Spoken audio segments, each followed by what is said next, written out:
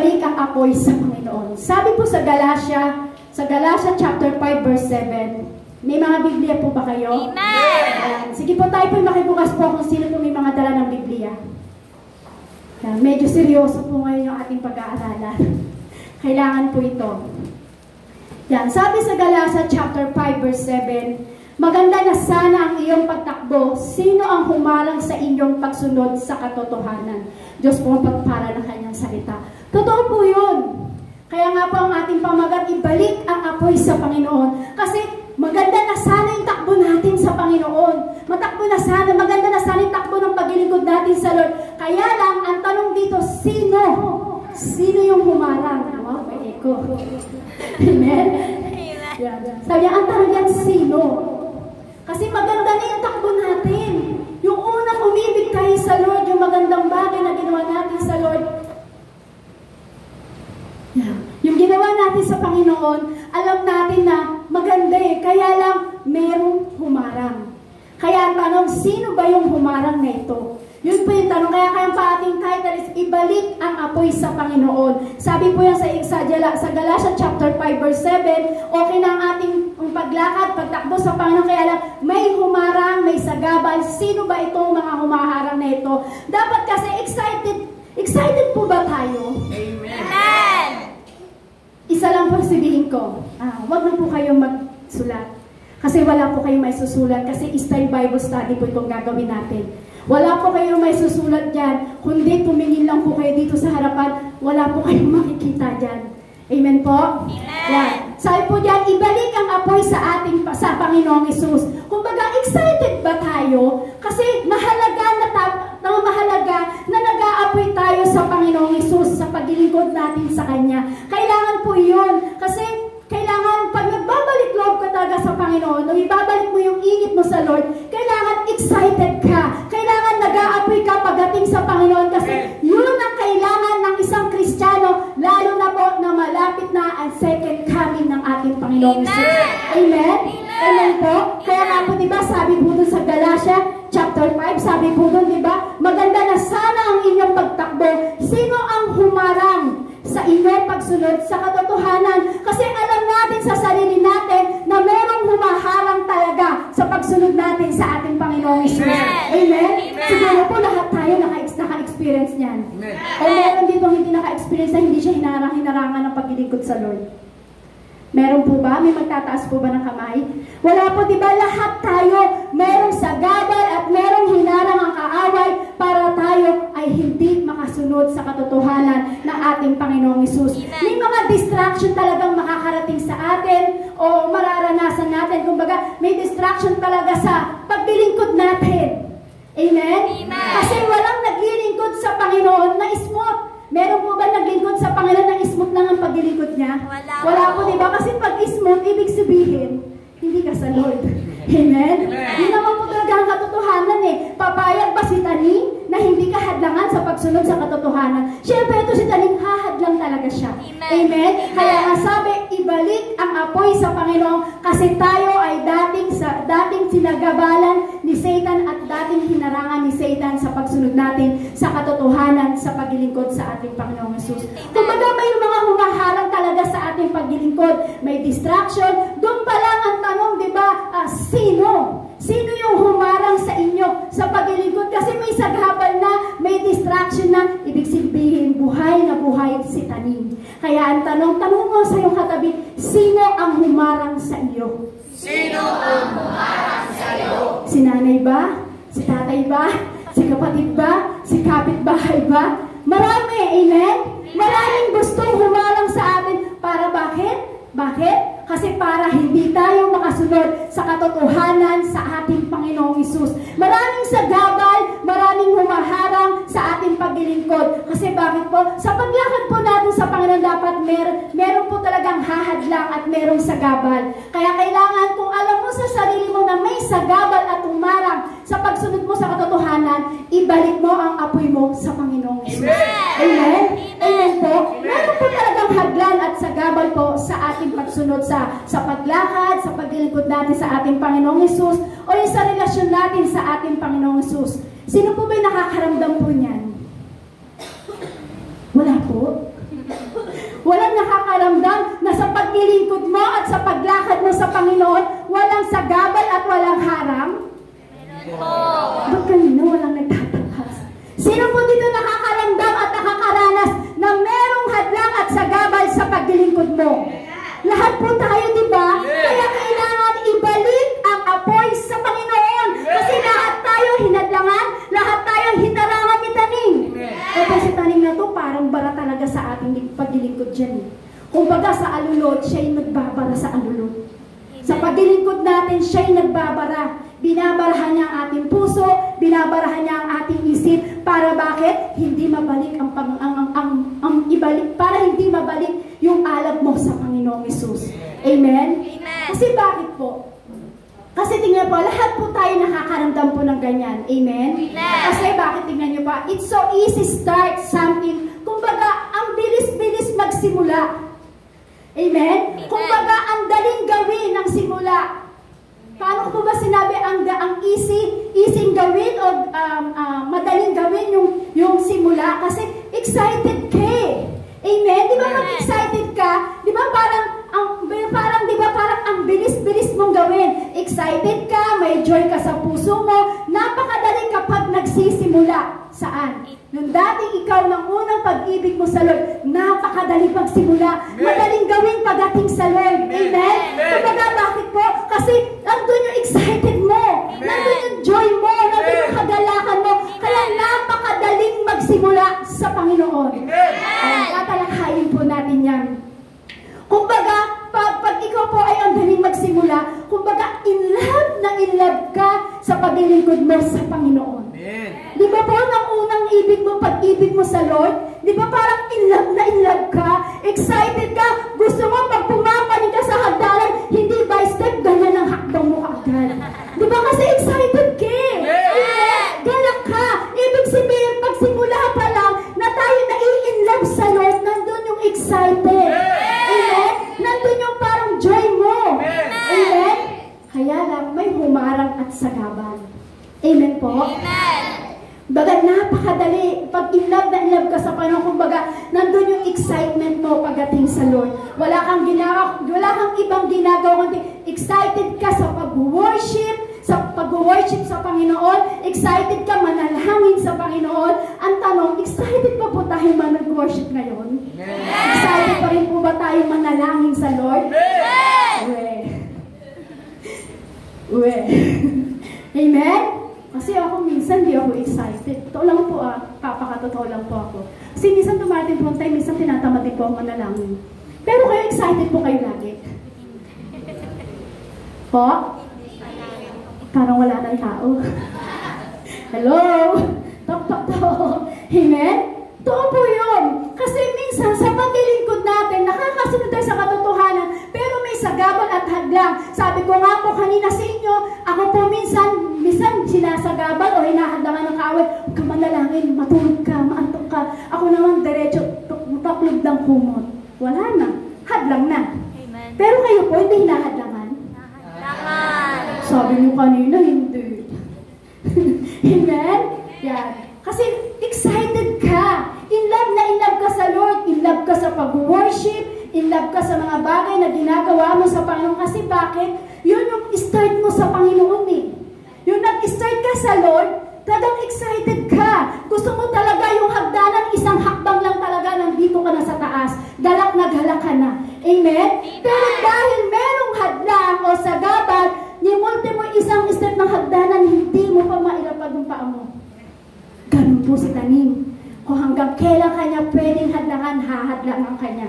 Amen? Amen. Amen po? Amen. Kasi alam niyo po, ganito po yan eh. Nauna, ang daling gawin sa Lord. In love ka, excited ka, yung excitement mo, handun yung kagalakan mo sa Panginoon. Kaya lang minsan, ito po minsan ang mahirap. Sabi dito, at kung minsan, to maintain at fire, doon po tayo nahihirapan.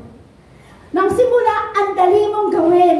Pero yung i-maintain yung fire mo, yung alab mo sa Lord, yun minsan ang hindi natin nami-maintain.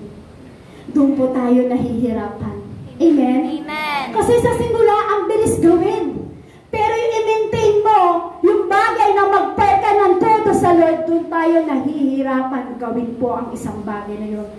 Yung kumbaga, nahihirapan kang ibalik yung apoy. Totoo po yun? Amen. Meron po bang nakaranas? Kasi ako po, naranasan ko po. Kasi po, nang sinabi ni Pastor, o ikaw magpipreach ng Wednesday. Tapos sabi ko sa Lord, Lord, ano yung pipreach ko, Lord? Kasi sabi ko, Lord, lahat naman ng magagandang preach, na-preach na ni Pastor. Sabi ko ganun, Lord, ano bang pwedeng gawin? Ano ba yung gusto mong mensahe sa church ng Jesus Christ, our present help? Sa aming mga manggagawa mo, sa attender ng church mo. Sabi ko, Lord, ano ba yung pwedeng mensahe? Lalo na, Lord, second coming na, malapit na. Sabi ko, Lord, binubuo ba na yung Israel? Sabi ko, Lord, ano ba yung pwede kong i-preach? Tapos namimili po ako sa Google, wala akong mapili. Sabi ko, tapos may pipiliin ako, 2 pinapili ko, ginagawa ko na po siya, pero walang pumapasok sa akin. Sabi ko, wala. Tapos parang pagdating ng Tuesday ng morning, pagkatapos ng prayer namin, devotion namin, parang nag-reveal sa akin ng Lord, eto yung gawin mo. Ito yung verse. Nagbigay ng verse sa akin ng Panginoon sa Galatia 5:7. Sabi ko, Lord, parang ako to ha. Sabi ko, Lord, nakakasunod ako dati sa katotohanan mo, pero merong humadlang eh. Sabi ko sa Panginoon, Lord, eto ba yung gusto mo? Nung una, hindi pa ako naniniwala kasi minsan pasaway po ako sa Lord eh. Pili pa ulit ako agad. Tapos, sabi ni Pastor, naka-ready na ba yung preaching mo sa Wednesday? Sabi niya gano'n. Okay, sabi ko, Pastor. Tapos hanggang sa ginawa ko po yung Galatia 5:7. Hanggang sa sinabi ko, Lord, ikaw na po yung mag-guide sa akin. Kasi wala po talagang step po yan. Kumbaga, Bible study lang po yung gagawin natin. Kumbaga, ang Lord po ang nag-reveal po sa atin nito. Hindi po ako, huwag niyo po akong tignan. Amen po. Kasi sabi po dyan, ang di natin ma-maintain or mapanatili yung fire natin sa Lord, doon tayo nahihirapan, yung ibalik yung apoy sa ating Panginoong Hesus. Kasi kung minsan redundant na lang yung ginagawa natin eh. Kumbaga parang routine na lang. Kumbaga redundant o routine na lang yung ginagawa natin sa paglingkod sa Panginoon. Halimbawa po, magbibigay po ako sa inyo ng halimbawa para at least po tayo po lahat ay makarelate po dito. Kasi ako po talaga tinuruan ng Lord dito. Kung bago ko po i-preach to, ako na po unang-unang pinaiyak at tinusok ng Lord ang puso ko sa kalagayan na to. Kasi hindi ko na malaya na ako pala ay ganito na. Kaya, glory to God, mabuhay po ang salita ng Diyos at tumusok po sa atin ang pag-aaralan po natin ngayon. Kaya sabi po dyan, di ba, hindi natin mapanatili yung fire pagdating sa Lord, nahihirapan tayo na ibalik yung apoy natin pagdating sa Panginoon. Kasi bakit minsan redundant na lang ginagawa natin, minsan parang routine na lang yung ginagawa natin. Kumbaga, bibigay ako ng example sa inyo, kumbaga parang skincare. Yan, lahat po yan. Alam po ng mga babae po yan. Kumbaga sa isang skincare po yan, isang set yan po yan. Amen? Amen. Isang set yan. Kapag binili mo, isang set yan. May toner, may cream, may sabon pang hilamos. Isang set po yan. Kumbaga pag bumili ka ng isang set ng Dr. Alvin, excited ka i-apply sa mukha mo. Amen? Amen. Lahat sila ngumiti, lahat kayo nagdo-Dr. Alvin na. Amen? Yan. Kumbaga, pag bumili ka ng isang set na yon, excited ka na maglagay sa mukha mo. Tama po ba? At pagkatapos, excited ka maglagay, ilang araw ka na nagpahid, bigla ka nang tatamarin sa paglalagay.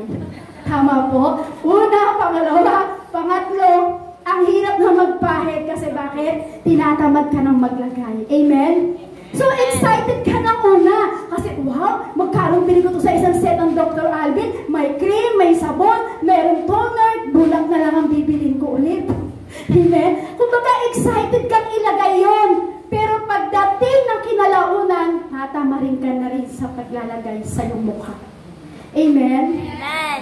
Nakakatamad kasi araw-araw mo itong ginagawa. Kumbaga, araw-araw mong ginagawa, yun yung parang ang hirap i-maintain, na parang pag nakaramdam ka na ng half day, ay ayoko na, half day na yung mukha ko. Hindi mo na siya i-maintain. Amen? Hindi mo na siya i-maintain. Tama po ba? Sa una, nang binili mo siya, excited ka, ilagay sa mukha. Umagat, gabi pa nga excited kang ilagay. Amen? Pero nung kinalaunan, nakaramdam ka na ng sakit sa iyong pisngi, sa balat ng iyong mukha, ayoko na, tinatamad na ako, araw-araw ko itong ginagawa, pinapahid. Hindi naman kumikinis ang mukha ko, humahapdi lang, nasusunog lang yung mukha ko. Amen? Amen. Nakukuha niyo po ba ibig ko sabihin? Amen. Di ba excited tayo, pero kinalaunan, nawala. Tinamad ka na, ayaw mo na kasi bakit mahapdi na yung mukha mo. Parang ganito po yan sa paglilingkod. Nang unang umibig ka sa Lord, excited ka. Amen. Napakadali mong gawin ang lahat ng bagay. Napakadaling gawin mo mag-worship, mag-pray sa Panginoon. Yung sabi ko nga po, yung hagdanan, gusto mo isang hakbangan lang sa'yo dahil excited ka at galak na galak ka sa paglilingkod sa Panginoon. Pero yung time nakaramdam ka ng rebuke ng Lord, nakaramdam ka ng sakit na naramdaman mo sa puso mo kung bakit ka nire-rebuke ng Lord, minsan eto na dumating na wala na yung apoy mo sa Panginoon. Amen po? Amen. Amen po? Amen. Parang skincare, di ba? Pinahid mo, excited ka, pero nakaramdam ka ng hapdi sa mukha, ayaw mo nang ipahid kasi mahapdi na.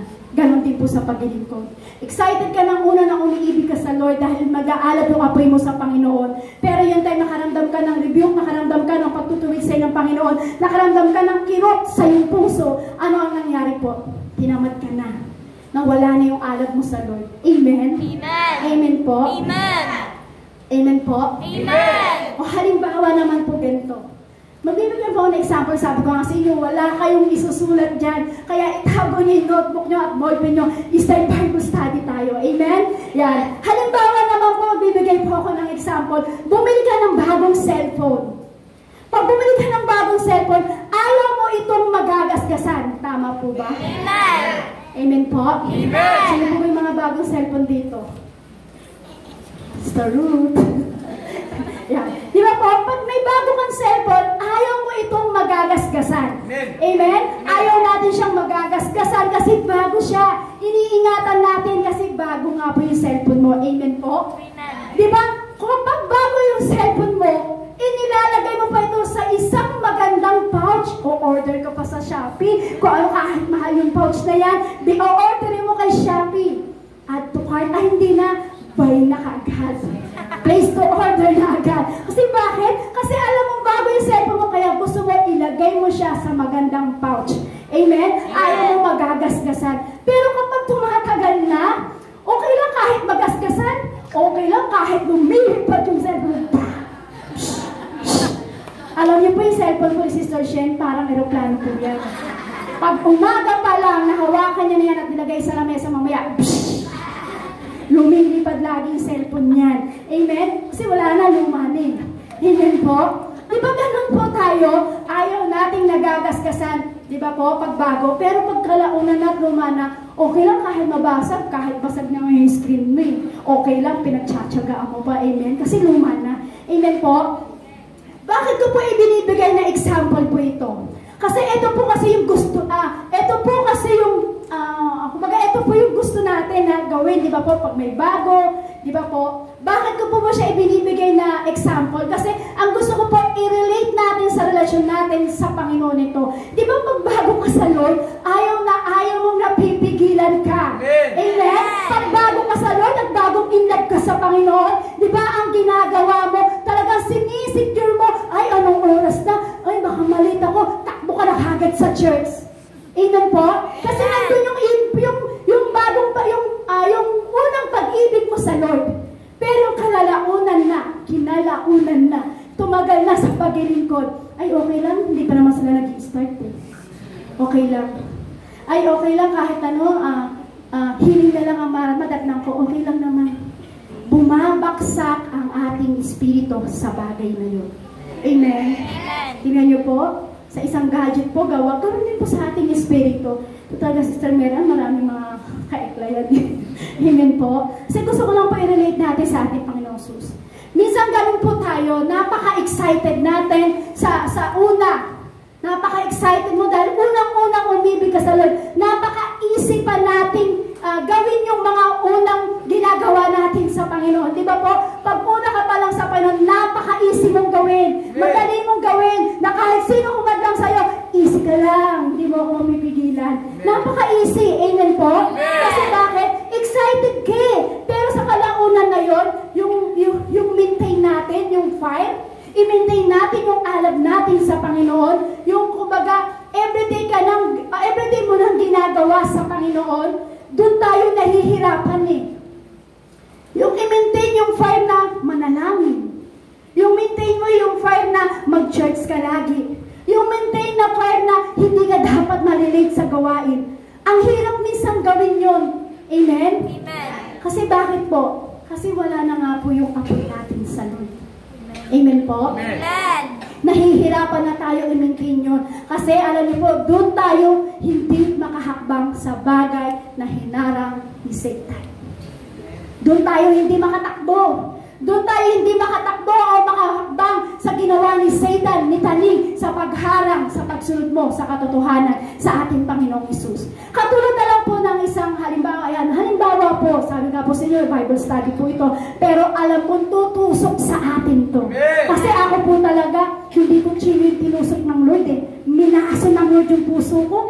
Alam niyo, maso po, di ba yung pangtibag ng simento? Sabi ko, Lord, grabe ka. Grabe ka, Lord. Sabi ko gano'n. Hindi mo lang sinaksak, Lord. Tinulog na pa yung puso ko. Sabi ko sa Lord. Sabi ko, Lord, dahil gusto ko sumunod sa katotohanan, Lord, go. Handa ko po i-preach. Sabi ko sa Panginoon. Pero na habang ginagawa ko to, Lord, sorry. Todo repent po ako sa Lord. Habang tinatype ko po yung nire-reveal ng Lord na salita po, habang tinatype ko po siya, Lord, sorry, Lord. Sorry, Lord. Sabi ko, sorry, Lord. Sorry, Lord. Alam niyo po kung bakit ko pinaparamdam sa inyo? Kasi grabe po mangusap ang Lord. Amen. Amen. Amen. Yan.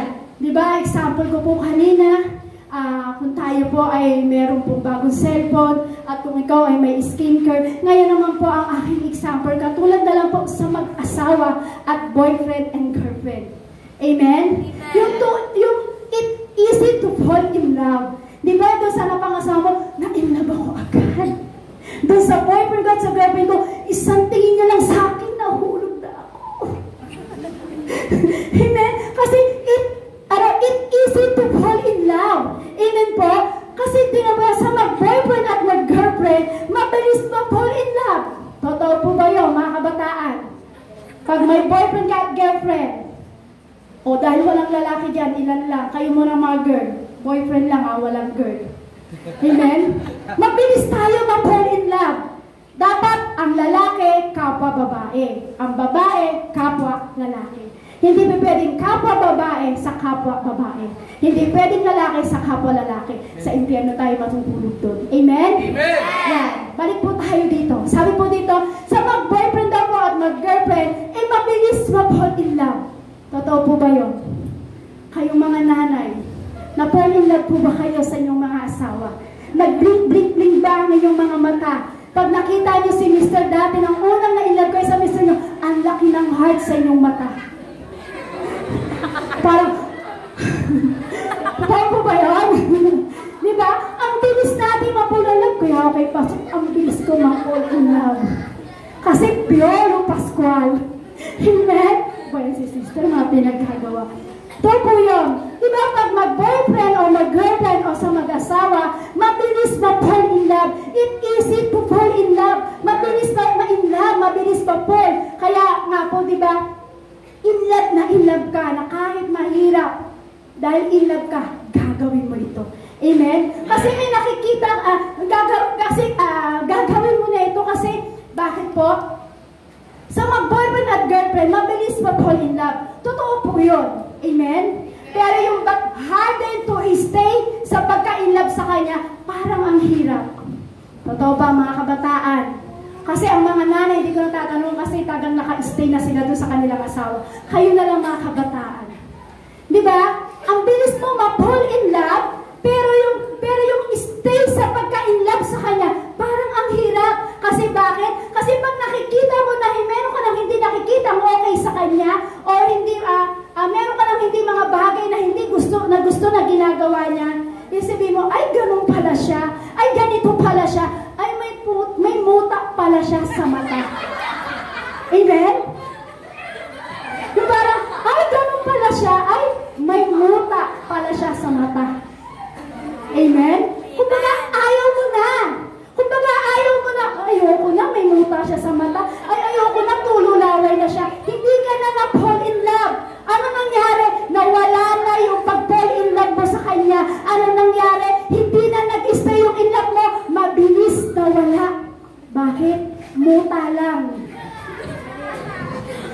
lang na wala rin pagka-inlove mo. Ganon ba tayo? Yung parang yung puta kasi laki ng garapap. Diba? Yung parang, ay honey, good morning. Tapos nakita mo yung mata niya, ba't ganun yung mata mo? Ba't parang kasi laki ng pasas? Diba? Mawawala na yung pagka-fall in love mo. Amen? Kasi sabi nga po, diba, yung harder to stay sa pagka-inlove sa kanya, parang ang hirap kasi nakita mo yung muta niya, parang pasas na. Amen? Kasi may nakikita ka lang hindi okay sa kanya. So yun mga kapatid, it's easy to fall in love but harder fall in love. Parang ganon tayo sa Lord. Ang bilis mong ma-in-love sa Lord, pero hindi mo ma-maintain yung pag-stay mo sa pag-in-love mo sa Panginoon. Amen. Amen? Ang bilis natin ma-in-love eh. Di ba nang una excited ka? Kasi nag-aapoy ka, nagbabaga ka, nakita niyo po yung picture niya, yung dibdib niya nagbabaga. Ganon tayo nang una eh. Pero yung na-fall in love ka kasi. Pero yung nawala na yung in love mo, wala na. Hindi mo na ma-maintain yung fire. Hindi mo na ma-maintain yung fall in love mo sa Panginoon. Amen? Kasi alam niyo po, kailangan natin yung isang determination sa isang relasyon. Amen. Kailangan po ba yun, mga nanay sa ating mga asawa? Kailangan ba natin determinasyon sa ating relasyon sa ating mga mister? Amen po, diba? Kasi tingnan niyo po, sa isang relasyon natin sa ating asawa o sa ating boyfriend at sa ating girlfriend, sa girlfriend natin, o maging sa ating pamilya, even sa Lord, yung determination kapag ginagawa mo lagi kung ano ang kalooban ng ating Panginoong Yesus, kailangan nandun yun. Yung determinasyon mo sa paglilingkod, yung determinasyon mo sa pagka-inlove mo sa Panginoon, dapat ginagawa mo, kailangan yun pagdating sa Panginoon. Bakit? Para maibalik ang apoy sa Panginoong Yesus. Amen? Kailangan natin yun. Yung faithfulness mo sa Lord, kailangan yun. Yung katapatan mo sa ating Panginoong Yesus, kailangan yun. Kasi pag wala yung faithfulness, wala ang katapatan, wala tayo niyang kapatid. Amen? Amen? Tingnan niyo po yung loyalty po natin sa Panginoon, napakahalaga po niyan. Amen po? Amen. Yung most especially, yung commitment natin pagdating sa Panginoon. Yan yung pinaka-special. Yung commitment mo pagdating sa Panginoong Jesus. Amen po? Amen. Yun po yung mahalaga. Yun po yung dapat yung ginagawa natin pagdating sa Panginoon. Sinasabi ko po to sa inyo, sa oras na ito kasi ang Lord po gusto niya talaga ibalik yung magandang relasyon po natin sa Kanya. Sinasabi ko po to sa inyo kasi gusto ng Lord maibalik mo ang apoy mo pagdating sa Panginoon. Kasi meron tayo kasi na parang meron tayo kasi naging magandang relasyon sa Lord. Naging magandang relasyon sa Lord sa ating Panginoong Hesus ng una. Meron kang naging magandang relasyon ng una pagdating sa Panginoon, ng unang na-inlove ka sa Lord. Amen? Kaya kailangan faithfulness tsaka yung loyalty natin. Pagdating sa Panginoon, kailangan po yun. Amen po? Meron po tayo kasing naging magandang relasyon sa unang paglilingkod natin sa Lord. Importante po yun eh. Or maybe na nakaakala natin na sa sarili mo o sa sarili natin, kumbaga, hindi ka pa nagbabackslide. Kasi ako po dati, sa sarili ko, tingin ko, hindi pa ako nagbabackslide. Pero hindi ko alam, laglag na pala ako. Amen? Amen. Amen? Siguro po kaya pinapreach po sa akin ng Lord to kasi na-experience ko po siya. Nakita ko po kung gaano kahirap ibalik yung apoy mo sa Panginoon, lalo na pag merong humadlang at sagabal sa paglilingkod mo sa Panginoon. Kaya siguro po, ito po yung binigay ng Lord kasi mabubuhay po natin kasi na-experience ko po siya.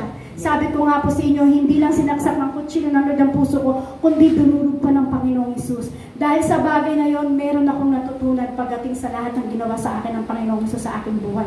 Kung bakit, alam natin, napakahirap ibalik to, pero unti-unti na ibabalik sa akin ng Lord. Glory to God. Itinataas ko po ang kapangyarihan ng ating Panginoong Hesus sa aking buhay, maging sa inyong buhay. Dapat maitaas niyo po yun. Kasi sabi ko nga po sa inyo, is time Bible study po tayo. Kumbaga, ito po yung living faith ko sa Lord. Kung bakit po ako naging matatag, kung bakit po ako naging malakas, kung bakit ako nakakatayo dito. Kasi kung hindi po sa kalakasan na ibinigay ng Lord, wala na po ako dito. Amen. Amen po? Amen. Yan. Kasi baga, maybe alam natin sa sarili natin na akala natin hindi na tayo nagbabackslide, pero alam natin wala na talaga tayo. Dahil yung parang kumbaga, akala mo dahil hindi ka backslide, kasi dahil active ka pa sa salita ng Diyos, nakakapagbasa ka pa ng Biblia. Amen po? Dahil active ka pa sa lahat ng ginagawa mo sa church, active ka pa sa pagpipray mo, active ka pa sa devotion mo, kaya akala mo yung bagay na ginagawa mo na yun, hindi ka backslide sa Panginoon. Amen? Yung kasi minsan na akala natin sa sarili natin na hindi pa tayo backslide. Akala natin porket umaatin tayo ng church, nakikinig ng salita ng Diyos, nagbabasa ng salita ng Diyos, tumutugtog ka pa, sumasayaw ka pa, kumakanta ka pa sa Panginoon. Patingin natin sa sarili natin dahil active tayo sa paggawa sa church, akala natin hindi tayo backslide pagdating sa Lord. Kumbaga, active ka. Every Sunday, nandito ka sa church, every Sunday, talagang inahabol mo yung pag-worship. Pero alam niyo po yung feeling na pakiramdam na parang ang layo-layo mo na sa Lord. Yung alam mo, nandito ka every Sunday, nandito ka na, nag-worship ka na, pero yung pakiramdam, parang ang layo-layo mo na sa presensya ng ating Panginoong Hesus. Meron po bang nakakaranas po niyo? Amen. Amen po? Amen. Lahat po tayo? Kaya siguro binigay ng Lord po ito, no? Kasi diba, yung parang every Sunday nandito ka, gusto mo mag-church, excited ka mag-worship, excited ka gumawa pagdating sa Panginoon, pero yung pakiramdam na kahit nag-worship ka, nag-pray ka na, pagdating sa Panginoon, pero yung pakiramdam na parang ang layo-layo ng presensya ng ating Panginoong Hesus sa ating puso. Tama po ba? Tama po yun. Nararamdaman po ba natin ito? Amen. Ang mo sa iyong katabi kung nararamdaman niya yun. Nararamdaman mo ba yun? Ano po sagot? Amen. Wala po? Amen. Ay, akala ko walang nakakaramdam. Akala ko ako lang. Amen? Parang yung pakaramdam mo sa sarili mo na parang hindi mo na nararamdaman yung presensya ng ating Panginoon Jesus. Kumbaga, ang layo mo na sa Panginoon. Na kahit mag-every Sunday ka dito dahil wala na yung apoy mo sa Panginoon, parang ang layo-layo mo sa Panginoon. Amen po? Amen. Amen? Amen. Yung po kasi yung sinasabi ko po dito na sa una, parang ang bilis, di ba? Ang bilis mo ma-in-love, excited ka, galak na galak ka. Pero yung pagdating ng panahon, o yung tumatagal ka na sa paglilingkod, naglilingkod ka na sa Panginoon, ang nangyayari, nagiging routine na lang.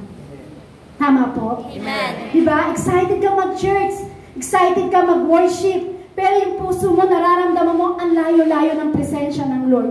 Amen po? Amen. Ang layo-layo ng pakiramdam mo sa sarili mo na, ba't parang hindi ko maranasan yung presence ng Lord? Kasi bakit po? Routine na lang. Nag-worship ka, nag-pray ka, nag-devotion ka, umaawit ka, tumutugtog ka, nagbabasa ka ng Biblia, excited ka sa bagay na yun, pero pag hindi mo naranasan ang presence ng Lord, ibig sabihin, routine na lang, kapatid.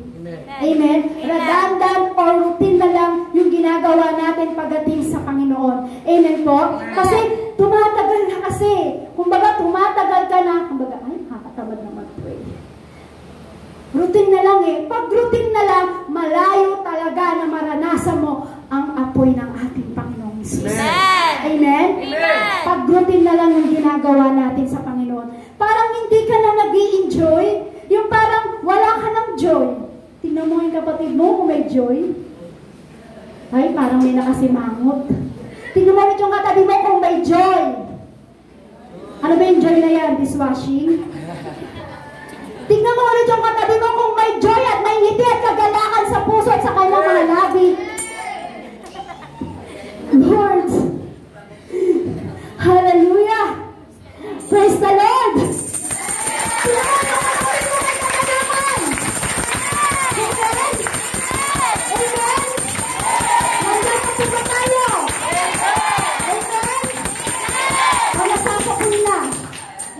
Kaya hindi na makasagot.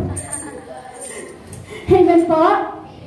Amen. Yung pakiramdam mo, ganun po yun kasi ako po, kaya ako po sinasabi na ramdaman ko po yan. kung paano po ako nawala ang apoy ko pagdating sa Lord. Mayroong bagay na ginawang hadlang at sagabal si Satan sa akin na binara niya sa puso ko at sa isip ko kung bakit nakaramdam ako na active naman ako sa church. Totally nga po, nakikita niyo ako sumasayaw dyan pag worship, di ba? Tagang pinapagpag ko talaga yung balakang ko. Amen? Pero alam niyo po yung feeling na nag-worship ka, sumasayaw ka sa Lord, pero ramdam ko sa puso ko, ang layo-layo ng presensya ng Lord. Naramdaman ko yun, mga kapatid. Ang layo-layo ng pakiramdam ko, parang sabi ko, Lord, ginagawa ko sa ito, Lord, pero hindi ko maramdaman yung presensya mo, Lord. Gusto ko muling maramdaman. Bakit? Routine na lang kasing ginagawa ko eh. Pupunta sa church, araw-araw, magpipray, maggagawa ng ganito, mag-aasikaso ng anik-anik sa mga buhay nyo, sa mga papeles ng church. Routine na lang. Routine na lang yung ginagawa ko. Amen po? Amen. Amen po? Parang hindi ka na nag-enjoy. Parang wala ka ng kagalakan kasi routine na lang yung ginagawa mo. Kumbaga, obligasyon mo na lang yung ginagawa mo kasi routine na nga lang po. Tanong mo ulit sa iyong katabi kung may joy. May joy! Marami po kasing tao na sa tingin nila, mukhang tama yung kanilang ginagawa. Pero alam niyo po, ang labas lang po yun. Amen. Amen? Pero nakikita po ng Panginoon na hindi pala nagbe-burn ng iyong puso. Hindi pala nakikita ng Panginoon, nakikita ng Panginoon na ang puso mo pala ay manhid. Ang puso mo pala ay matigas. Hindi nakikita ng Lord na nagbabago yung puso mo sa Kanya. Amen. Kaya hindi natin maranasan ang presensya ng ating Panginoong Hesus. Bakit? Kung ang ginagawa mo lang sa church ay obligasyon lang, pupunta ka lang dito sa church, makiki-Bible study, makiki-pray, makiki-worship, routine lang yun, o obligasyon lang yun, hindi natin mararanasan talaga ang fire ng Holy Spirit, yung fire, yung alab na salita ng Panginoon Jesus, hindi natin yan mararanasan talaga. Pag obligasyon at routine lang ang ginagawa mo sa paglingkod sa Panginoon. Amen. So ano po ang gusto ng ating Panginoong Jesus po dito? Yung totoo tayo naglilingkod sa Kanya. Amen. Amen? Amen. Alam ng Diyos ang puso natin, nakikita niya kasi anak niya tayo eh. Amen. Anak niya ako, anak kayo, anak tayo ng lahat. Amen. Hindi tayo anak ni Freddy Aguilar. Amen. Anak tayo ng ating Panginoon Hesus Kristo. Amen? Yun ang gusto ng Lord. Nagpapayat ka. Amen. I-maintain mo ang apoy mo sa puso mo pagdating sa Lord. Amen. Huwag obligasyon, huwag routine lang, kasi pag routine lang, hindi mo mararanasan ang presence ng ating Panginoong Hesus. Amen. Yun ang gusto ng Lord, maging totoo tayo sa paglilingkod sa Kanya. Alam ng Diyos ang puso natin. Tama po? Amen. Nakikita niya kasi anak niya tayo eh. Amen po? Amen. Meron tayong pwedeng gawin na parang ang ganda-ganda sa paningin ng tao. Meron tayong ginagawa na napakaganda sa tingin ng tao, yung loving action.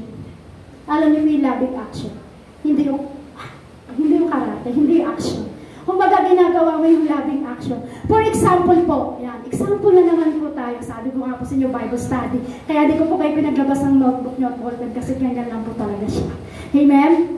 For example po, you can lead worship.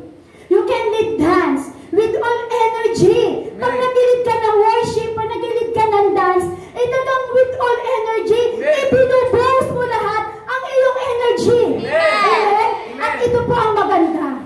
Pinupuri pa tayo ng ating leaders, ng ating mga pastor. Amen? Kasi nakikita.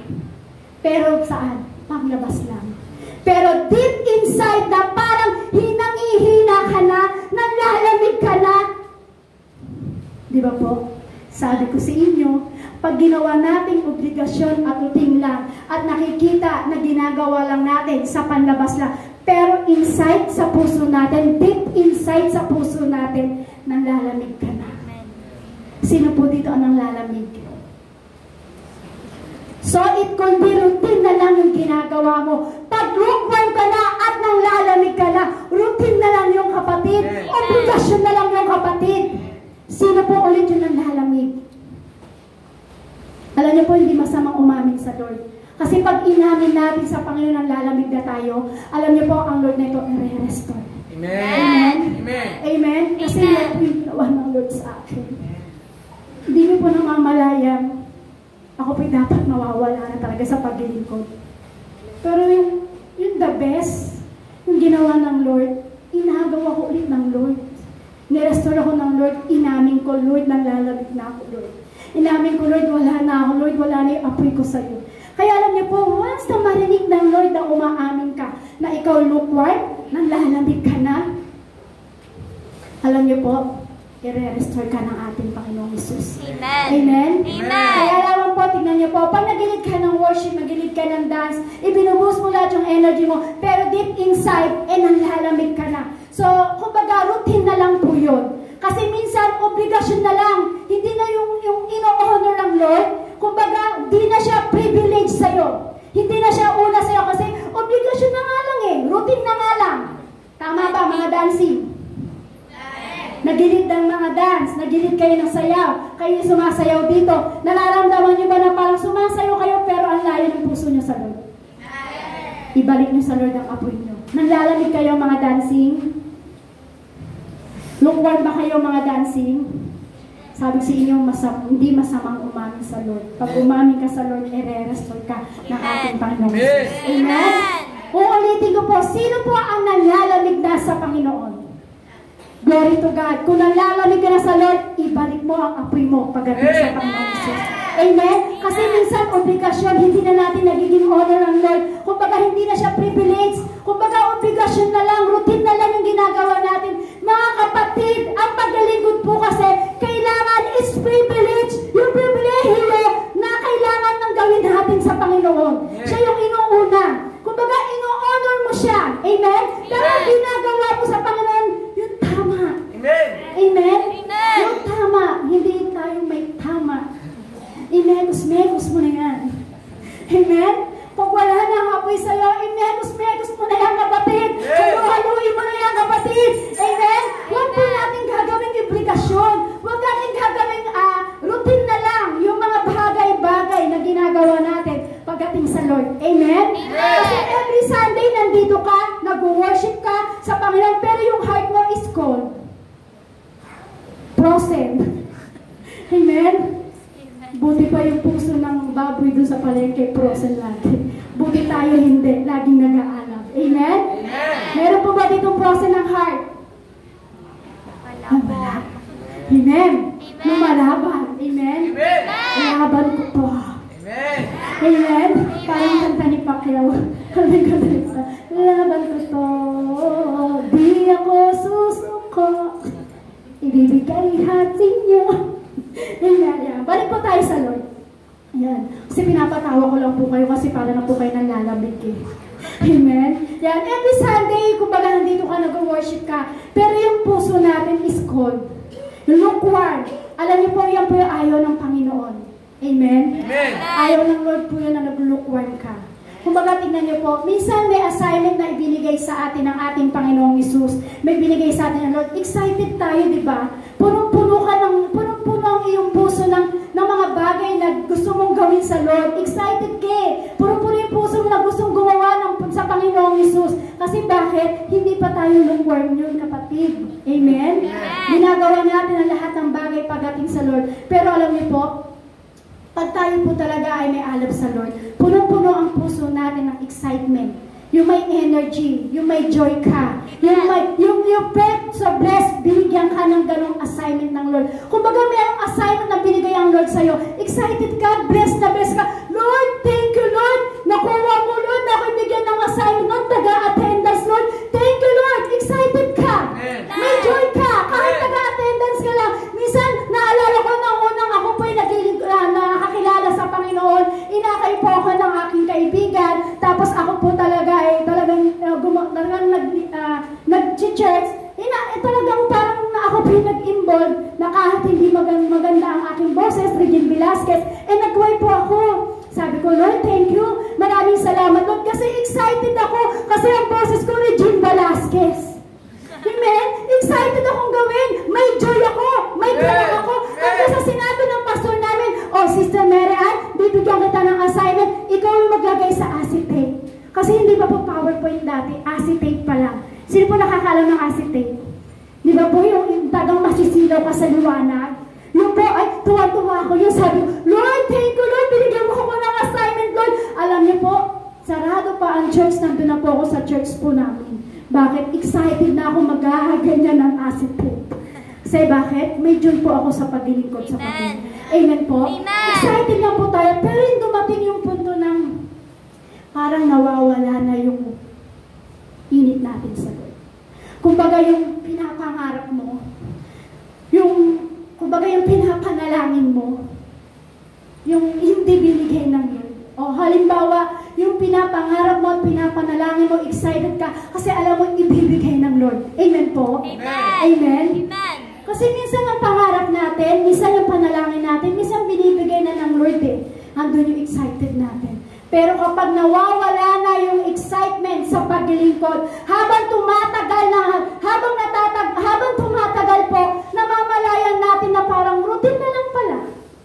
Amen po? Amen. Imbes na yung ginagawa mo sa buong puso mo, yung parang buong puso mong ginagawa sa Lord yun, pero hindi mo namamalayan, routine na lang pala. You just do it.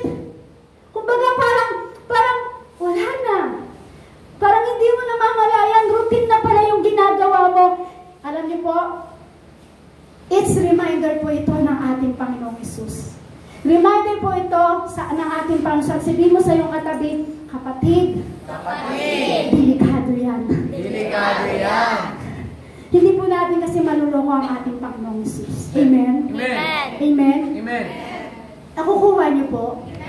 Amen po? Kumbaga, hindi natin maluloko po ang ating Panginoong Hesus. Yes, yung sarili natin pwede natin maloko. Pero yung Diyos, hindi natin maluloko po yun. Amen. Amen. Yes, yung sarili natin pwede natin lokohin eh. Pwede natin sabihin, yes, okay naman ako. Okay ako. Wala naman akong problema eh. Wala namang problema sa akin eh. Alam ng Diyos yan. Alam ng Diyos yan. Pero alam niyo po, take note, alam ng Diyos ko ano ang laman ng puso mo. Amen. Kung excited ka ba? Amen. Obligasyon ba yan? O routine na lang yan? Maluloko mo ang ating sarili. Pero take note, ang Diyos, hindi natin siya maluloko. Bakit? Basang-basa ng ating Panginoong Hesus. Ang laman ng isip mo, ang laman ng isip mo. Kaya hindi natin maluloko ang Lord. Lord, enjoy ako sa pag-worship sa'yo, Lord. Naglulundag-lundag ako, Lord, sa pag-worship sa'yo, Panginoong Hesus. Pero take note, ang puso, wala sa Lord. Amen. Amen? Amen. Routine na lang. Obligasyon na lang. Yun ang ayaw ng Diyos sa atin. Kaya sabihin mo sa iyong katabi, kapatid, delikado yan. Kapatid, delikado yan. Amen? Amen. Kasi minsan, alam natin sa sarili natin na, yes, pwede natin lokohin yung sarili natin. Pero ang Diyos, alam ang lahat ng bagay-bagay kung anong meron sa buhay mo. Amen. Kasi bakit po? Ito po yung pinakamasakit sa Panginoon. Yung napakasakit sa Kanya. Yung to be in relationship in someone na sinasabi mong mahal mo siya. Yung sinasabing, Lord, in love ako sa'yo. Lord, mahal kita. Sinasabi natin yun. Katulad nga po, diba, sinasabi natin sa ating asawa, sa ating boyfriend, mahal na mahal kita, Han. Han, I love you. Han, I wish you. Han, mahal na mahal kita, honey. My love, so sweet. Amen? Sinasabi natin yan. Parang sa ating mga asawa, sa ating boyfriend, sa ating girlfriend, ang bilis natin sabihin, honey, my love, so sweet. Amen? Pero pag kinalaunan, hindi na kita, honey. Hindi na ako sweet sa'yo. Bitter na ako sa'yo, honey. Amen? Kasi ganun po. Kasi kailangan i-maintain mo yung fire. Amen? Kasi kailangan kung paano mo na-maintain yung pagmamahal mo sa asawa mo, sa boyfriend mo, higit sa lahat, panatilihin mo ang apoy mo sa Panginoon Diyos. Panatilihin mo ang apoy. Amen? Hindi sa ating asawa lang. Hindi sa ating boyfriend lang. Honey, mananatili ako sa pagmamahal sa'yo. Honey, my love, so sweet. Huwag lang sa asawa. Huwag lang sa girlfriend at boyfriend. Dapat ang mas manatiling pag-aapoy, manatiling pagpapay mo sa alab ng pagmamahal mo sa Lord. Manatili ang pagkainlang mo sa Lord. Ibalik mo yung apoy sa Panginoon. Amen? Hindi kayo honey. natin na maibalik mo ang pagmamahal mo sa Lord. Amen. Amen. Minsan kasi sinasabi natin, mahal natin talaga siya. Mahal natin ang Diyos. Pero minsan nakikita routine na lang. Minsan nakikita obligasyon na lang. Amen? Kasi sinasabi natin mahal natin ang Diyos, pero hindi naman talaga. Kasi bakit po? Nakikita po yan sa gawa. Amen? Sinasabi ng bibig natin na mahal natin ang Diyos, pero hindi makita sa gawa. Kayo po ba pag mahal niyo po yung asawa niyo at sinasabi niyo mahal kita, ano ginagawa po natin? Di ba nagpapakita tayo talaga ng gawa? Na ito, gagawin ko, parang kumbaga sa mag-asawa. Di ba? Sa mag-asawa, pag kinasal kayo, sabi, magsasama kayo sa hirap at ginhawa. Etong si Mrs. naging gaya na ni Mr. Pero dahil in love, parang ayaw na tanggapin. Hindi po, kumbaga hindi naman sinabing natulong. Kumbaga, pinagsilbihan natin ang ating asawa. Yan po, kasi nakita ko marami nag-react. Amen. Kumbaga, pinagsilbihan mo siya kasi in love ka. Mahal mo siya. Nag-stay yung pagmamahal mo sa kanya. Ibig sabihin po niya, nandun yung nag-maintain yung love mo sa kanya. Pinanatili mo sa kanya. Kaya ngayon, ano ginagawa mo? Pinagsisilbihan natin. Amen? Ginagawa natin. Ganun din po. Pag sinasabi mo mahal mo ang Diyos, sinasabi mo, Lord, mahal kita.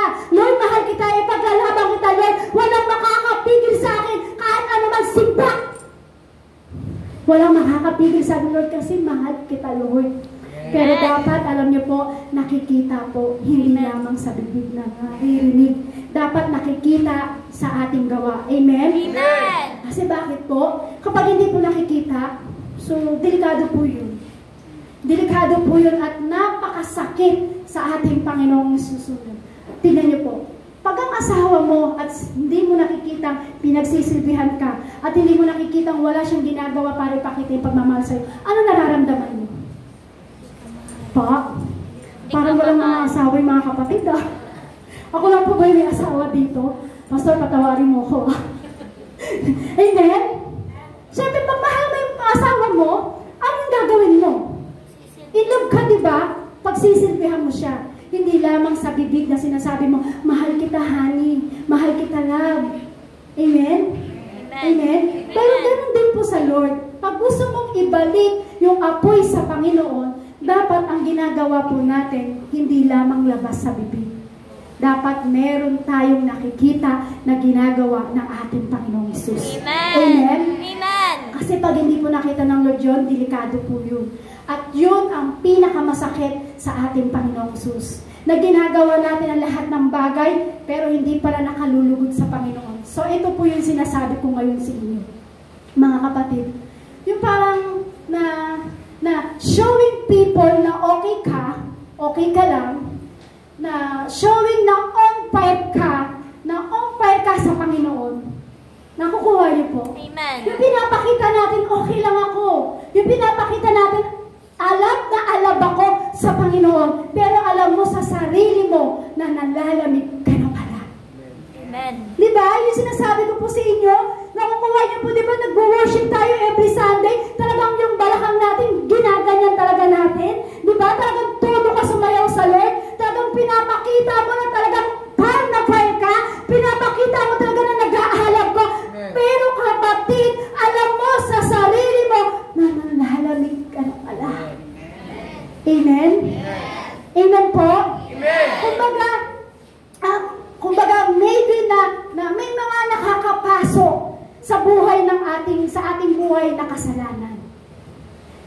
Kumbaga, hinayaan mo na lang na makapasok sa buhay mo yung sin.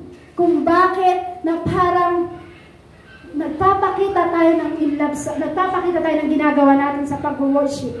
Pero alam niyo po yung parang hindi natin mapakita yung fire. Hindi natin mapakita sa Panginoon yun. Kumbaga, pag hindi na pumapasok sa atin yung halab ng Panginoong Hesus, merong isang kasalanan o isang sin na pumasok sa buhay natin kung bakit nawala ang apoy mo sa Panginoong Hesus. Yun yung hadlang, yun yung sagabal na ibinigay ni Satan sa atin kung bakit hindi natin magawa yung ibalik ang apoy natin sa Panginoong Hesus. Bakit po? Kasi hinayaan natin yung makapasok sa puso natin. Amen? Kumbaga, ninanakaw ni Satan yung passion mo pagdating sa Panginoon. Yung kumbaga, ininanakaw ni Satan yung apoy mo pagdating sa Lord. Kasi kailangan may passion ka sa Lord. Dapat may alab ka sa Lord. Kasi pag wala po yan, hindi ka talaga makababalik sa apoy ng ating Panginoong Isus. Amen? Sabihin mo sa iyong katabi, kapatid. Huwag kang papayag. Na nakawin ni Satan. Yung passion at ang alab mo pagdating sa Panginoon. Kasi minsan po, darating po talaga sa buhay natin yung mga distraction.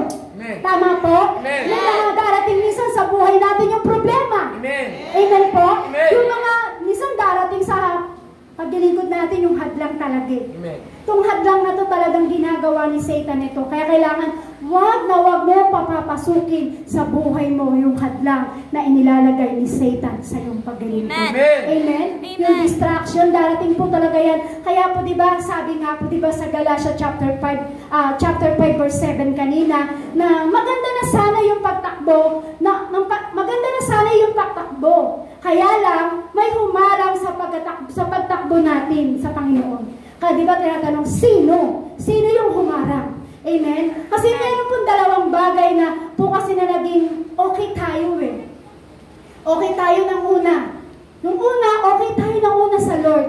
Pangalawa, yung parang nawala na yung alab natin sa Lord. Hinayaan na natin na may makapasok sa ating buhay na hadlang at sagabal ng ating kaaway nito. Amen? Pero dapat, alam niyo po sa buhay natin, hindi dapat maging hadlang ang paglilingkod natin sa Lord.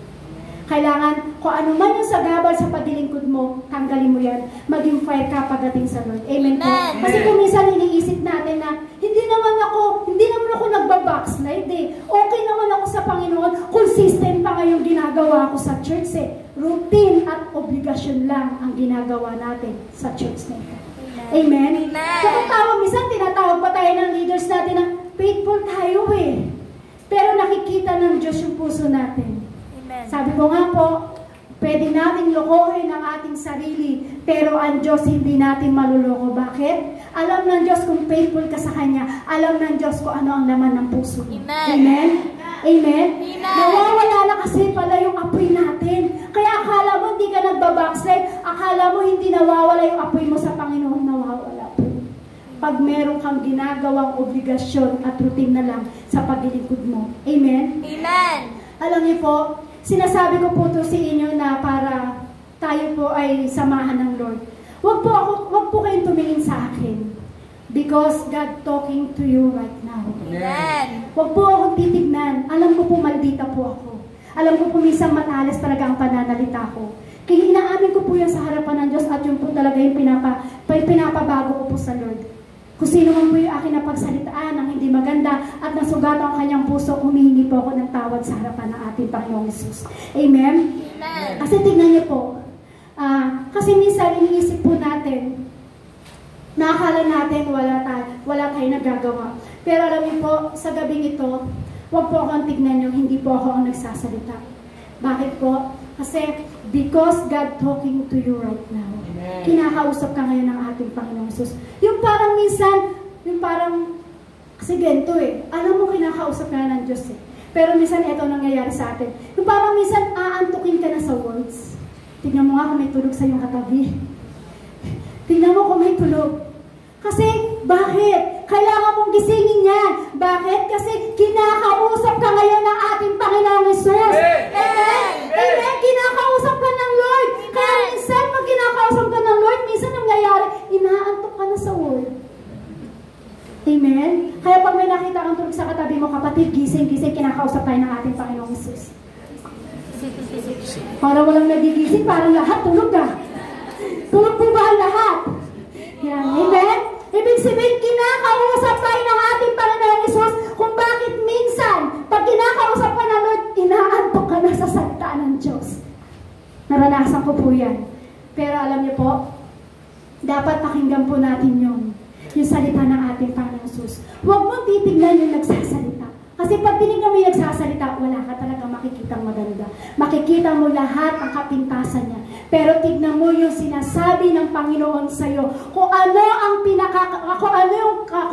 ka kinakausap ng Diyos ngayon, tignan mo at pakinggan mo kung ano ang sinasabi sa'yo ng Panginoong Hesus. Bakit? Kasi nakikita ng Lord, nanlalamig ka na, kapatid. Lukewarm ka na. Lukewarm ka na. Nanlalamig ka na. Kaya ang Diyos na ito, gusto ka niyang kausapin. Kaya kapatid, huwag mong tutulugan ng Lord. Kasi kinakausap ka na natin ang mga Diyos.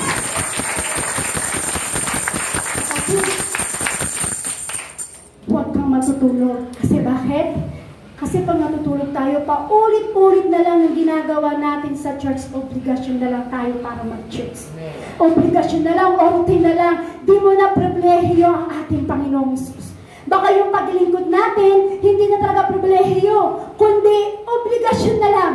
Kung yung masakit sa Panginoon po talaga yung bagay na yun, na marinig niya at maranasan niya at makita niya sa atin na parang hindi na ako inuuna ng kapatid ko neto, itong anak ko neto, parang hindi na ako pribilehiyo, parang routine na lang o obligasyon na lang ang ginagawa niya sa akin.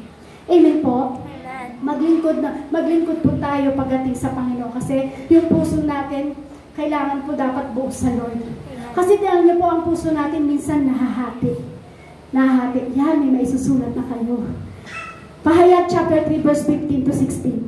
Alam ko ang mga ginagawa mo. Alam kong hindi ka malamig di mainit. Mabuti pa sana kung ikaw ay malamig o mainit. Ngunit dahil ikaw ay maligamgam, hindi mainit ni malamig, isusuka kita. Ano po ba yung pinupoint ko po dito? Ano po ba yung pinupoint ng Diyos dito sa verse na ito?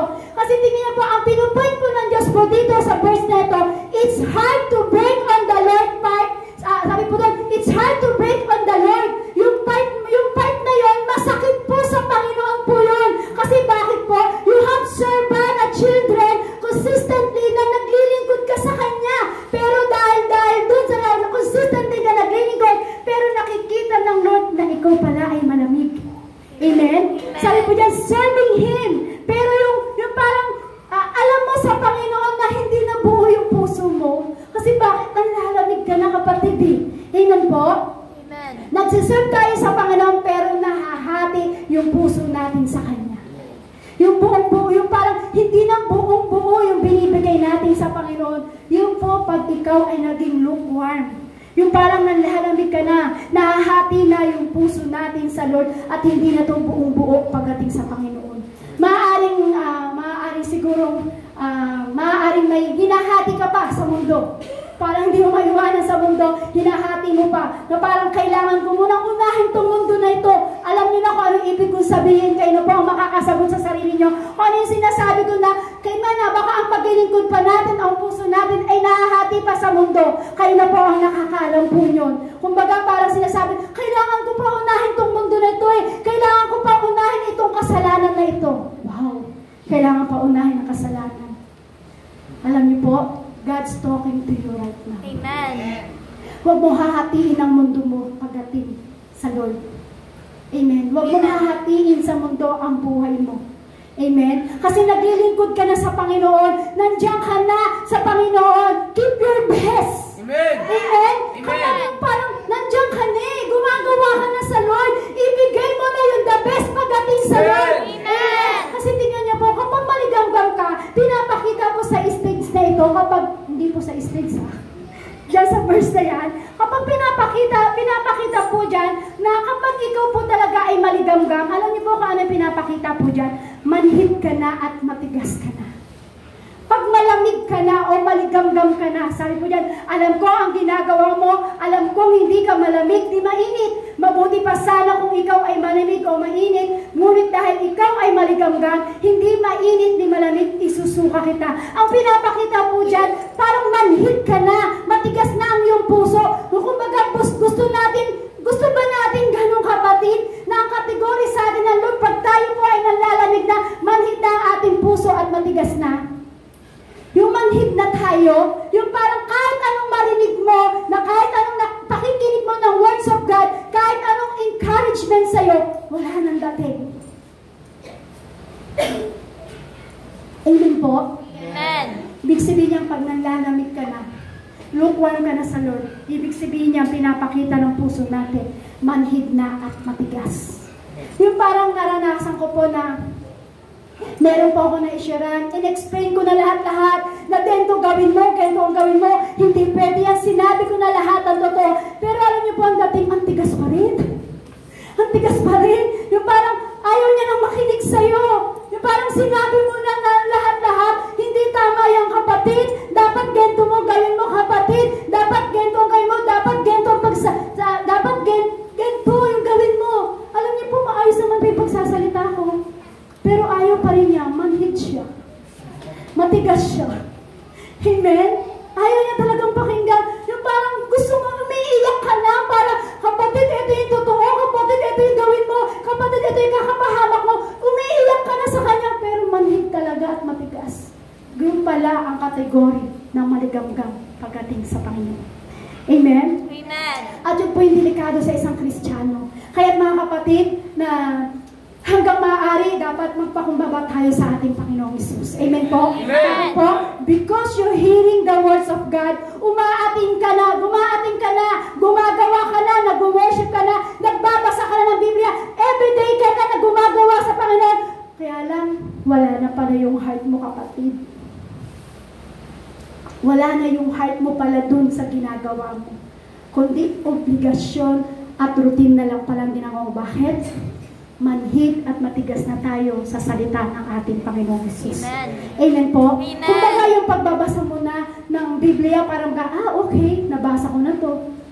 Okay, for God so loved the world. Okay, nabasa ko na to. Nabasa mo lang, binasa mo lang kasi kailangan mo lang gawin. Obligasyon at routine na lang. Amen? Pero nawawala na yung excitement, nawawala na yung joy, nawawala na yung kagalakan natin sa pagbabasa po ng salita ng ating Panginoong Hesus. Alam niyo, talagang napakabuti po ng ating Panginoong Hesus kasi talagang nangyayari po talaga sa buhay ko po ito. Kasi naranasan ko maligamgam. Naranasan ko maging manhid ang puso ko at matigas. Na kahit anong bato sa akin ng words of God, di ko pinapakikinggan. Kasi bakit? Nanlamig na ako sa Lord eh. Nawala na yung apoy, kaya ngayon ang puso ko matigas. Ang puso ko ay manhid. Kaya sabi mo, kapatid, huwag tayo ganun. Kapatid, huwag tayo ganon. Parang walang galak. Amen? Talagang ang Diyos po talaga ay napakabuti kasi nangyari po sa akin ito. Sa akin buhay. Bakit po? Kasi yung time na ako po ay may dumating na problema. At itong si Taning ay humadlang at humarang at sagabal sa aking paglilingkod. Dumating yung time na parang ayoko na. Nanglamig na ako sa Lord, na wala na talaga yung alab ko sa paglilingkod sa Lord. Kumbaga parang ginagawa ko na, routine na lang, obligasyon ko na lang, ay okay, kailangan ako mag-church kasi kailangan ko ito, obligasyon ko ito. Ay kailangan ko gawin ito kasi routine na lang, araw-araw ko ginagawa ko ito. Pero alam niyo yung puso ko, yun ang lamig sa Lord, manhid na pala at matigas na ang puso ko. Malapit, muntik na ako mawala sa Lord mo. Pero dumating yung time na hindi ako pinabayaan ng Lord. Hinatak pa rin ako ng ating Panginoong Hesus. Amen? Yung parang minsan nagpipray ka na lang, minsan walang adoration. Yung parang, Lord, thank you, salamat, tulog na po kami in Jesus' name, amen. Huwag ganun, kapatid. Kasi pagka ganun na lang, ibig sabihin ang tigas ng puso natin pagdating sa Lord. Yung Lord, magpipray na ako sa iyo, Lord, pero walang adoration. Lord, thank you, salamat, matutulog na kami, Lord. God bless. Huwag ganun, kapatid. Amen? Kasi every time po kasi na ako po yung nagpipreach. Kasi totoo lang po, ang tinuturo po lagi sa akin ng Lord about heart. Kasi hindi ko po masasabi talaga malinis ang puso ko at matino at maganda ang laman ng puso ko. Napakadumi, maraming basura yung puso ko. Kaya alam niyo po, tuwing ako po yung mag-share po ng words of God, lagi sa preaching ko po, talaga sinasabi ko yung puso. Diba? Dapat pagdating sa Panginoon, hindi tayo sa illusion at delusion. Diba naalala niyo po yung last preaching ko? Hindi tayo dapat sa illusion, delusion lang. Dapat lagi tayo nakakapit sa salita ng ating Panginoon. Huwag ganon. Huwag kang maging illusion at huwag lang delusion ang gagawin mo pagdating sa Panginoon. Kasi hindi natin maluloko ang ating Panginoong Hesus. Amen po? Amen. Kasi bakit? Hindi ka lalago. Kahit every Sunday ka pumunta ka dito sa church, pero kung walang excited o walang excitement ang ginagawa mo, empty yung heart mo, maligamgam ka talaga. Darating sa point na pupunta ka na lang dito sa church kasi kailangan na lang. Routine na lang. Obligasyon na lang. So mga kapatid, reminder po ito sa atin ng ating Panginoong Hesus. Bakit? Kasi the most dangerous na status na yan sa ating Panginoong Hesus. ito po yung dangerous na status sa ating buhay. Pati ikaw, di mo na alam kung okay ka o hindi. Dangerous po yan. Yan po yung delikado sa isang Kristiyano na hindi mo alam na okay ka na ba o hindi ka ba okay. Delikado po yan pagdating sa Panginoon. Bakit? Kasi hindi mo ma-identify na hindi ka okay. Yung doon pa lang sa di ka okay, hindi mo ma-identify na okay ka. Kasi minsan, dinidisip tayo ng ating sarili na minsan sinasabi, okay na ako. Porkit gumagawa ka sa Panginoon, okay ka na. Porkit umaatin ka, okay ka na sa Panginoon. Nakikita lahat yan, okay tayo. Pero malayo na pala talaga ang presensya ng ating Panginoon Jesus. Dangerous po yan sa isang maglilingkod sa Panginoon na pati ikaw, hindi mo alam kung okay ka o hindi. Napakadelikado sa naglilingkod po yan sa ating Panginoong Jesus. Amen po? Kaya nga po, di ba, sinasabi ko po sa inyo kanina, yung ating pamagat ng ating pag-aaralan, yung title ng ating pag-aaralan, ibalik ang apoy sa Panginoon. Kasi dangerous na to eh. Kapag hindi mo alam kung okay ka o hindi pagdating sa Panginoon. Amen. Amen? Amen. Amen po? Amen. Kaya nga po, di ba, kailangan po natin na bilang isang naglilingkod sa Panginoon, kailangan po natin ito bilang Kristiyano sa ating Panginoong Jesus. Dapat maganda po yun. Every Sunday tayo nandito. Maganda po talaga na pumupunta tayo dito sa church at nakikinig tayo ng ating salita ng ating Panginoong Jesus. Pero kailangan, nandun yung joy. Nandun yung excitement. Amen. Pero alam niyo po, minsan ganito po kasi nangyayari pag wala na, pag maligamgam na, at hindi mo na alam kung okay ka o hindi. Yung parang wala ka nang ina-expect sa Lord. Amen? Yung parang kumbaga, pumunta ka dito sa church, magpipray ka, pero wala ka nang ina-expect sa Panginoon. Huwag ganun kapatid. Ibig sabihin, ganyan ka na. Pag wala ka. Kasi pag nagpipray tayo, dapat may ina-expect tayo sa ating Panginoong Jesus. Amen? Amen. Yun po yung tanong dito eh. Ano ba yung tanong dito? Deep inside in your heart. Ano ba yung meron sa puso mo? Ano ba yung deep inside na meron sa puso mo? Yun po yung tanong dito eh. Ano ba yung humarang para hindi ka maging okay? Ano ba yung sagabal para hindi mo alam kung okay ka o hindi? Dapat yun ang tanong mo sa sarili mo. Amen? Kasi napakahalaga talaga na maglingkod tayo sa ating Panginoong Jesus. Lalo na ang puso natin, patuloy natin pinapasuri pagdating sa Panginoon. Everyday na nag-share po ako sa salita ng ating Panginoong Jesus. Puso po talaga yung tinutukoy ko. Kasi ito po yung mabilis madaya eh. Yung puso. Amen? Amen. Kasi ito po talaga, dito nagsisimula kung bakit tayo nagiging maligamgam sa harapan ng ating Panginoong Jesus. Yung parang, it's easy to say, Lord, I love you. Pero alam mo, maligamgam na ang puso mo. Amen? Amen. Pero yung loyalty pala natin sa ating Panginoong Jesus, dapat pala hindi nahahati yan sa mundo. Amen. Amen po? Amen. Dapat hindi na-divide yan, kapatid. Dapat we need to choose. Hindi kailangan nahahati ang paglilingkod mo sa Panginoon. Hindi nahahati ang dapat ang mundo mo sa mundo natin. Amen. Dapat ang mundo mo ay nasa Lord na. Kasi dapat, kailangan natin lumapit sa Lord eh. Kaya kapatid, sabi ng Lord sa'yo, we need to choose. Amen. Mamili ka. Handa mo bang paglingkuran ng Diyos ng buong puso mo? Or gusto mo na lang sirain yung buhay mo sa mundo? Bakit ko po ba sinasabi na nasisirain sa mundo? Kasi alam niyo po yung mundo. Alam niyo po kung ano ang nangyayari sa mundo natin. Kung bakit minsan sinasabi natin na hindi ako okay. Amen? Amen. Nandiyan pa po ba ang mga anak ng Diyos? Amen. Alam niyo po kasi, kailangan po yun.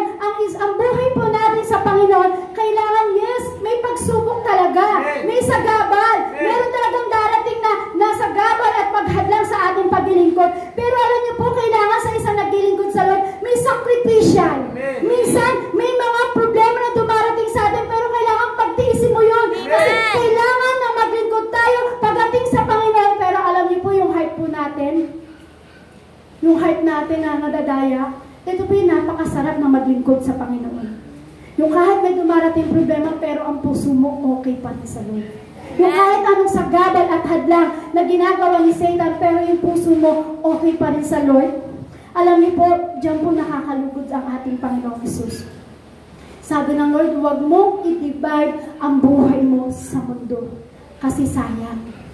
Sayang. Kasi bakit? Gusto mo ilagay yung buhay mo sa mundo? Gusto mong i-divide yung buhay mo sa mundo? Kasi kumbaga, i-divide mo rin. Example po, di ba? Example ko po. Ang isang kambing sa putikan po, di ba? Gusto niya ang kambing po ayaw sa putikan. Yan. Basta, alam ko po gano'n sa probinsya. Ang isang kambing po, ayaw po niya sa putikan. Gusto ng kambing sa patag lang. Pero kapag napuputikan na po yung paa ng kambing, di ba siya po yung umaalis agad? Tama po ba? Sino po yung mga alabang kambing? Di ba ayaw niya napuputikan yung paa niya? Di ba gusto niya sa patag lang, ayaw niya sa basa? Gusto niya dun lang. Ayaw niya umaalis siya kagad. Pero alam niyo po, ang baboy, parang sa buwan ng example ko, kambing siya ang baboy. Pero alam niyo po, ang baboy, gusto sa putikan. Tama po? Sino po yung nag-aalaga ng baboy? Ano po? Gusto niya po sa putikan? Di ba po?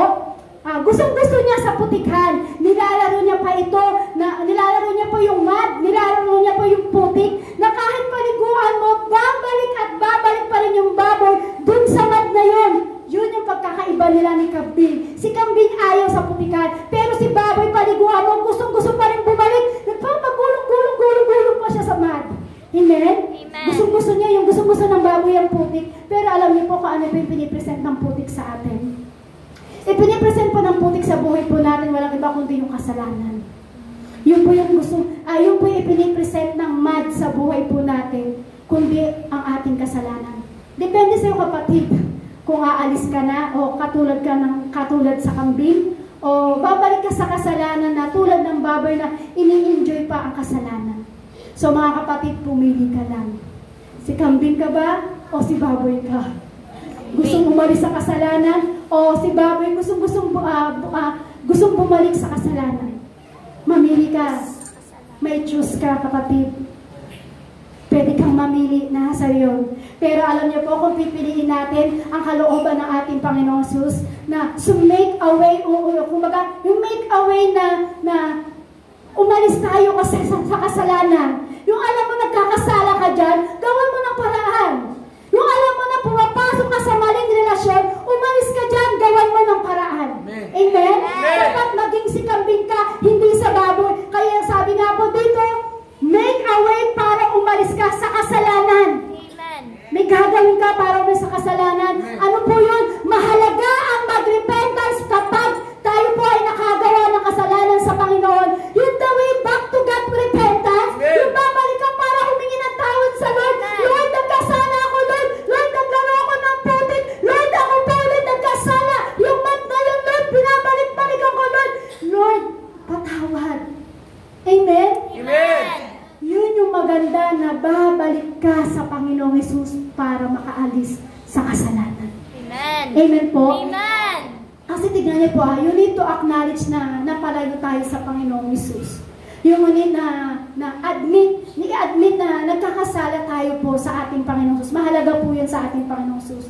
Nagkasala tayo at sabihin natin ang totoo sa Kanya. Amen? Amen. Ito lang po mga kapatid, na walang maayos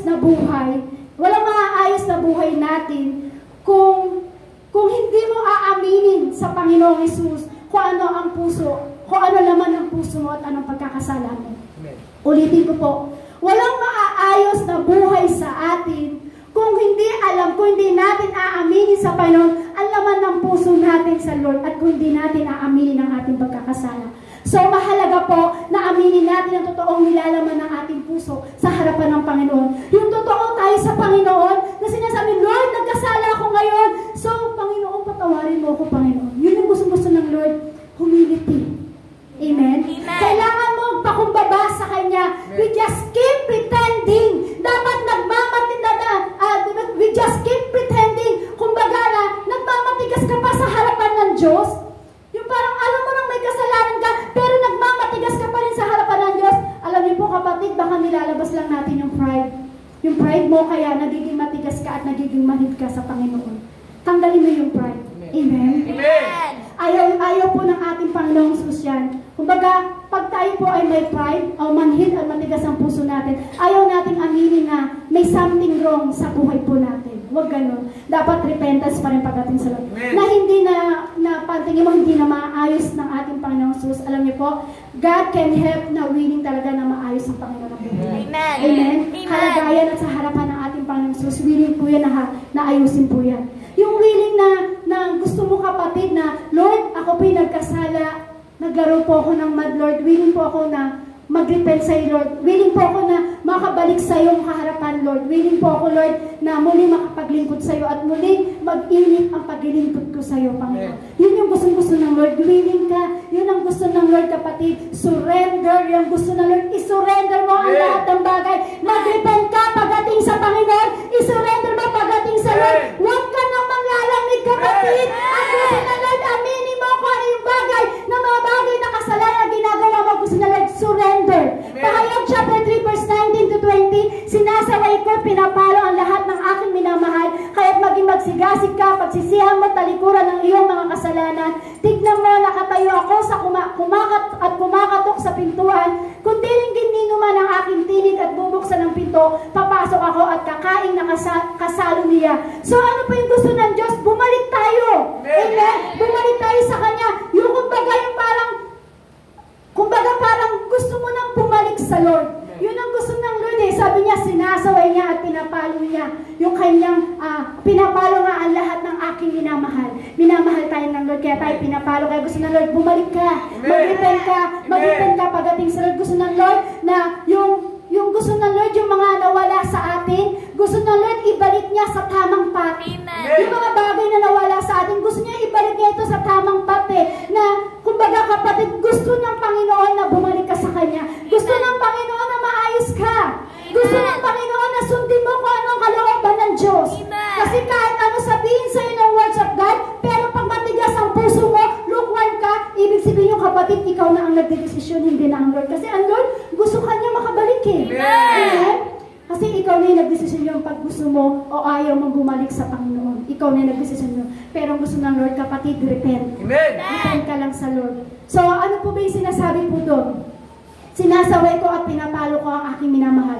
Kung ang ating mga magulang pinapalo po tayo, pinapalo tayo ng ating mga magulang, tayong mga anak, kasi mahal tayo, kasi ayaw tayong magulang natin na ang kanyang minamahal ay napapahamak. Ganun din po ang Lord. Kasi bakit? Mahal na mahal tayo ng ating Panginoong Hesus. Amen po? Amen. Mahal tayo ng Lord. Kaya dapat ipil mo. Ipil mo ngayon kung ano ang sinasabi sa'yo ng Lord. We should always be excited and expectant. Kailangan lagi kang may ganyan. Ipil mo yan. Kumbaga, instead na mapipil mo na sinasaktan ka, pero ipil mo na right now. Yung parang nagliliwanag sa'yo kung ano yung salita ng Panginoong Hesus. Amen? Amen. Kasi kailangan yan, no? Pag lukewarm daw, we should always be excited and expectant. Kailangan po natin yan sa ating Panginoong Hesus. Amen po? Amen. Amen? Amen. Kasi yan po yung kailangan natin sa paglilingkod sa Panginoon. Kasi, alam niyo po, sa paglilingkod sa Lord, kailangan ganyan yung paglakad natin sa Lord. Yung may excited tayo o may expectant heart tayo. Kumbaga, hinihintay mo na may gagawin pa ang Diyos sa buhay mo. Kumbaga, parang alam mo, hindi pa tapos ang Diyos sa'yo. Kumbaga, kiniklaim mo, hindi ka pa pababayaan ng Lord. Hindi pa tapos, may gagawin at may plano pa ang Diyos sa buhay mo, kapatid. Kaya gusto na Lord, excited na expectant ka kasi alam ng Diyos na meron pa siyang gagawin sa'yo. Kapatid, hindi pa tapos ang Diyos sa'yo. May ano pa ang Diyos sa buhay mo. May plano pa ang Diyos sa atin. Kaya dapat, mga kapatid, gayon tayo every time tayo na gano'n lumalakad sa Panginoon. Reminders lang naman po ito sa atin ng Panginoong Hesus, kapatid. Gusto ng Lord na ang ating buhay ay kailangan alam mo na hindi pa tapos ang Diyos sa'yo. May gagawin at may gagawin pa ang Diyos sa'yo. Kahit nagkasala ka at nagrepent ka sa Panginoon, pero huwag mong iisipin na walang gagawin ng Lord sa'yo. Isipin mo, hindi pa tapos ang Diyos sa'yo. May gagawin at may gagawin pa ang Diyos sa buhay mo. Ang Diyos ng Lord, nagsigil ka na.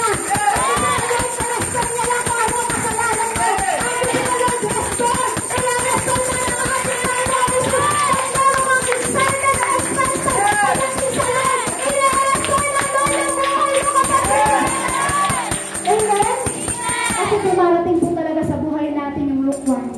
Dumarating talaga sa point na lukewarm talaga ang paglilingkod natin. Kaya kailangan ibalik mo ang apoy mo pagdating sa Lord. Kailangan ganyan tayo. Kasi hindi pa tapos ang Diyos sa buhay mo. Kahit na gumugulong-gulong ka na sa putik, pero gusto na Lord, i-restore ka kapatid. Gusto na Lord, may plano siya sa iyo. Kaya huwag ka magiging lukewarm pagdating sa Panginoon. Remember na yung time na nirestore ka ng Lord. Naaalala mo yon?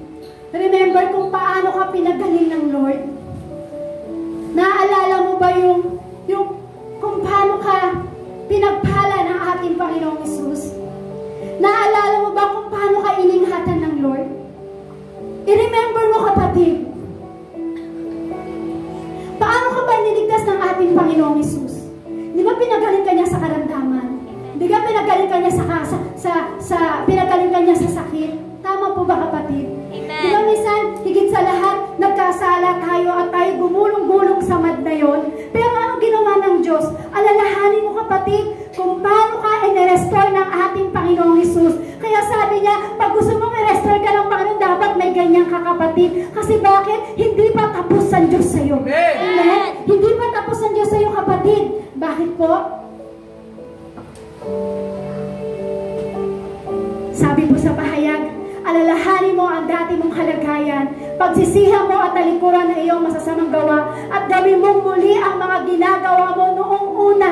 Kapag hindi ka nagsisi, pupunta ako diyan at aalisin ko sa iyo ang kinalalagyan ng iyong ilawan. Yun ba ang gusto niyo kapatid? Ang gusto ng Lord, magsisi tayo sa ating kasalanan at gawin natin yung unang ginagawa po natin.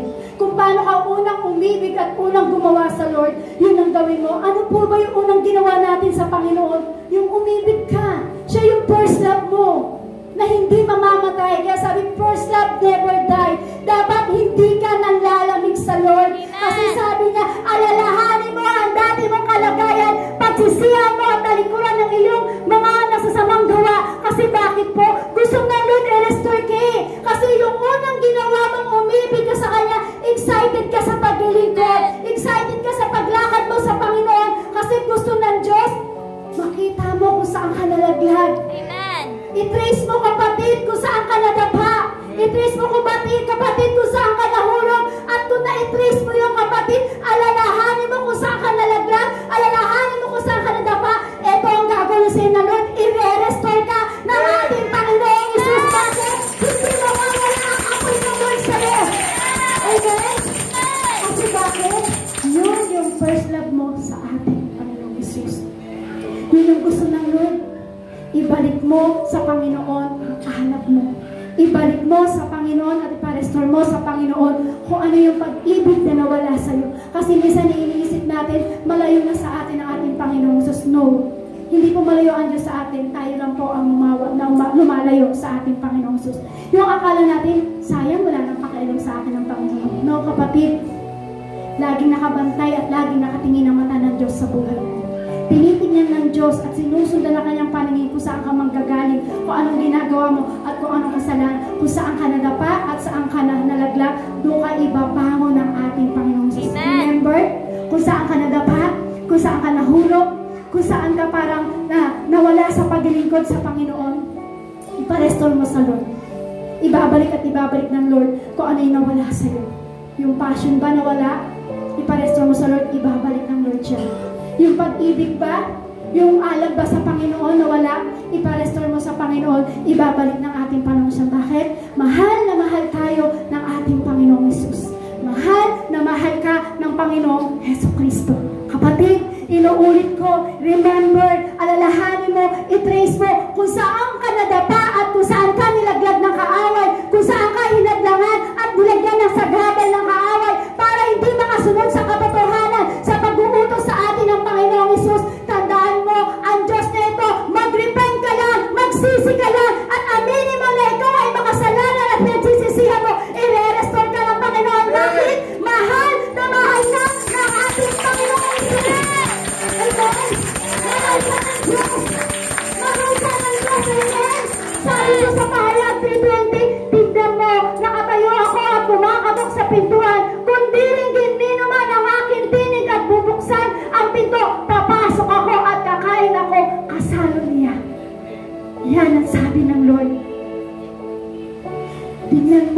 tatayo ako at kumakatok sa pintuan. Kung di rin gininuman ang aking tinig at bubuksan ang pinto, papasok ako at kakain ako kasalo nila.